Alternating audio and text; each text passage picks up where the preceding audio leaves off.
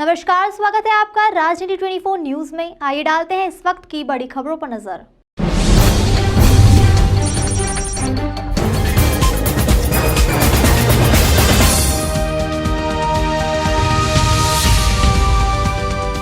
Collector कार्यालय पर मंगलवार को बड़ी संख्या में शहर से सटे ग्रामीण इलाकों के किसान पहुंचे और जमकर प्रदर्शन किया, जहां कलेक्टर मनीष सिंह को किसान संगठन के लोगों ने ज्ञापन के माध्यम से कहा कि पश्चिम रिंग रोड और इकोनॉमिक कॉरिडोर निर्माण को लेकर सैकड़ों किसानों की भूमि अधिग्रहण की जा रही है, जहां किसानों को प्रशासन ने बिना किसी मुआवजे की बात किए उन्हें नोटिस भेज दिया गया। ज्ञापन के माध्यम से किसानों ने कहा कि मामले में इंदौर पीथमपुर इकोनॉमिक कॉरिडोर की योजना में सम्मिलित ग्राम नैनोद, रिजलाय, बिसनावद, नावदापंत, सिंधौड़ा, सिंधोड़ी, रंगवासा, मोकला आदि गांव की जमीन आरक्षण मध्य प्रदेश निवेश क्षेत्र विकास एवं प्रबंध के संबंधित अधिनियम की संबंधित धारा के प्रावधान के अंतर्गत किया जा रहा है, जिसे निरस्त करने के लिए उन्होंने मोर्चा खोला है। मामले में कलेक्टर मनीष सिंह ने किसानों से ज्ञापन लिया और किसानों के इस मामले की निराकरण करने की बात कही।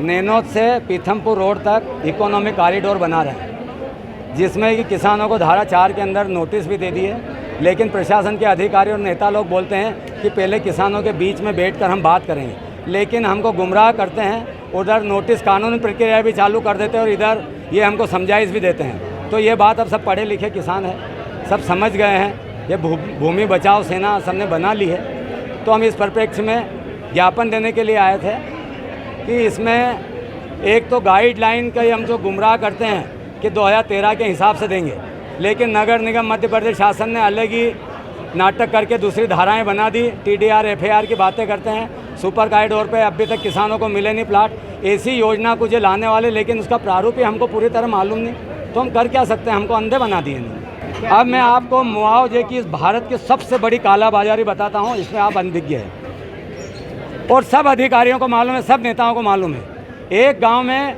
गाइडलाइन है 1 लाख रुपये बीघे, उसके 4 गुने कितने मिलेंगे? 4 लाख। उस गांव में 25 लाख रुपए बीघे में ज़मीन बिक रही है। फिर काला धन उसमें खपेगा कि नहीं खपेगा?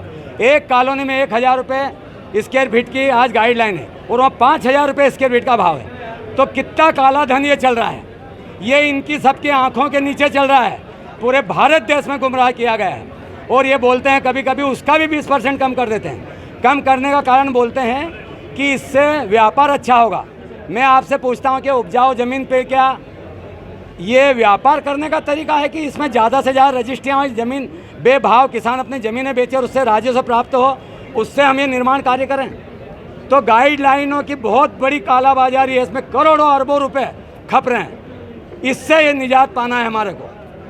कौन कौन से गांव प्रभावित हो रहे हैं अभी? इसमें नैनोद से लगा रहा, आपने देखा होगा, नैनोद, बिसनावदा, नावदा, सिंधोड़ा, सिंधोड़ी, रंगवासा, भैंसलाय, सोनवाय और ऐसे गाँव है आप देखना जिनमें सिंचाई के लिए पहले जाल बिछाया गया है। माननीय उच्च न्यायालय का कहना है कि उपजाऊ जमीन जो रहती है उसमें उद्योग नहीं लगाए जाएंगे, लेकिन सुपर कॉरिडोर जैसे 25-30 लाख रुपए एकड़ में 5 करोड़ की जमीन और पीछे कितने पैसे का लेन देन होता है, ऐसे ही ये एक योजना बनाई गई है। ये आज जो डेलीगेशन मिला था, ये इकोनॉमिक कॉरिडोर को लेके दूसरा डेलीगेशन है। ये इसके पहले भी उषा ठाकुर मैडम के नेतृत्व में मनोज पटेल जी थे, उसमें मधु वर्मा जी थे, जीतू जिराती जी थे, इनको भी डेलीगेशन एक मिला था और इसमें बात यही हुई थी कि किसी भी, तब भी मैंने ये बोला था कि किसी भी किसान की सहमति के बगैर कोई ज़मीन नहीं ली जाएगी। ये बहुत ही महत्वाकांक्षी योजनाएं हैं जिसमें किसानों को भी लाभ होगा, शहर के विकास में भी बहुत लाभ होगा। पर किसानों की सहमति ली जाएगी, उनके हस्ताक्षर जब तक नहीं हो जाएंगे सहमति पे, तब तक किसी किसान की ज़मीन नहीं ली जाएगी। इकोनॉमिक कॉरिडोर एक योजना है जो बीजासन मंदिर से धार रोड क्रॉस करते हुए और राव पीथमपुर रोड को क्रॉस करेगी, AB रोड तक जाएगी। लगभग 6 to 8 लेन सर्विस रोड के साथ में ये सड़क बनेगी। दोनों तरफ 200 मीटर ज़मीन कॉरिडोर लिया गया है, उसमें उसका पूरी रोड की कीमत भी निकलेगी। और जो भूमि स्वामी हैं इनको एक फार्मूला रहता है जिससे ज़मीन वापस की जाती है। AKBN या MPIDC की बात करें, जो इसमें इम्प्लीमेंटिंग एजेंसी है, ये ज़मीन भी वापस करती है कुछ प्रतिशत और राशि भी देती है। उसकी राशि का भाग कम रहता है, ज़मीन का भाग ज़्यादा रहता है। जब इस प्रकार के विकास कार्य होते हैं, जैसा सुपर कॉरिडोर में देखने में आया या जैसी IDA ने अन्य स्कीम्स लगाई है भी, उसमें ज़मीनें वापस दी जा रही हैं। जो पूर्वत पहले किसान की ज़मीन की कीमत रहती है और जब उसको वापस कुछ प्रतिशत ज़मीन मिलती है, 50% हो, 40% हो, 55% हो, उसकी कीमत पुरानी जो पूरी ज़मीन किसान की रहती है उससे कई गुना अधिक रहती है। तो कहीं न कहीं इसमें लाभ हर जगह देखने में आया है कि ज़मीनों का जो किसानों ने दिया, सहमति दी, उसमें कई गुना लाभ किसानों को हुआ है। इसलिए मुझे भरोसा है कि जितने भी लोग आए थे, आज भी डेलीगेशन आया था, आज के डेलीगेशन के संबंध में जीतू पटवारी जी जो माननीय विधायक जी हैं, उनसे मेरी बात भी हुई थी और उनको उनके रिलेटिव भी थे इसमें, उनसे भी बात हुई थी और उससे मेनली उनका यही कहना था कि इसमें चर्चा कर ली जाए एक बार लोगों से और लोगों को संतुष्ट किया जाए, बिना उनकी सहमति के संतुष्टि के न लिया जाए। वही मैंने भी कमिट किया है, बिना इसके एमपीडी आईडीसी कार्य नहीं करेगा। हम लोग का भी की रोल रहता है, हम लोग भी पूरा इसमें किसानों से मिलेंगे।